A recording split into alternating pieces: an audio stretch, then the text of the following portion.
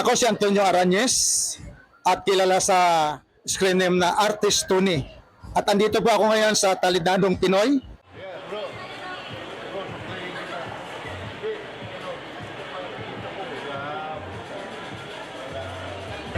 Ang gagawin ko ngayong concept tungkol sa pangarap ni Director Anunuevo. No? Una, puti muna. Ang pamagat ay crystal reflection. Crystal reflection. So ang pangarap dapat nakatingin ka lagi doon sa reflection. Sa inaharap, hindi sa bungad. Para magtagumpay.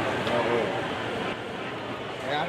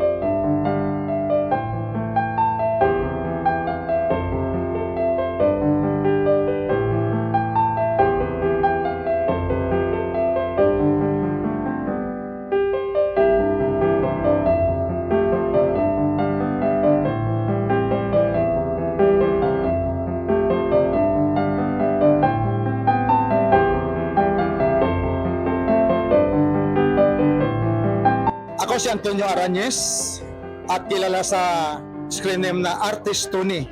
At andito po ako ngayon sa Talidadong Pinoy at gumawa kami ng video record ng aking ipinenta.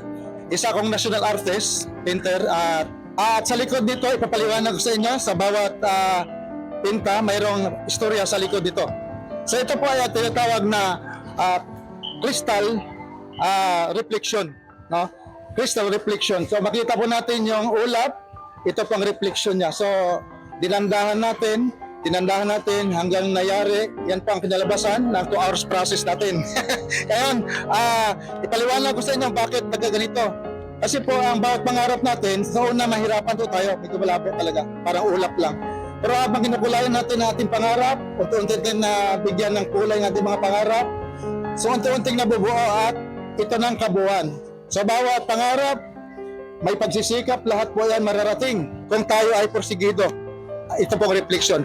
So ako isang vlogger din sa YouTube at mayroon dito yung Facebook. Ang sa Facebook ko, Antonio Topel Arañez po. Kung bisitahin niyo po ang Facebook, marami pa akong ginawa dyan. At ito po aking channel, YouTube channel natin, Artist Preston TV at saka Arts in Time by Tony po. Maraming salamat po sa atin lahat.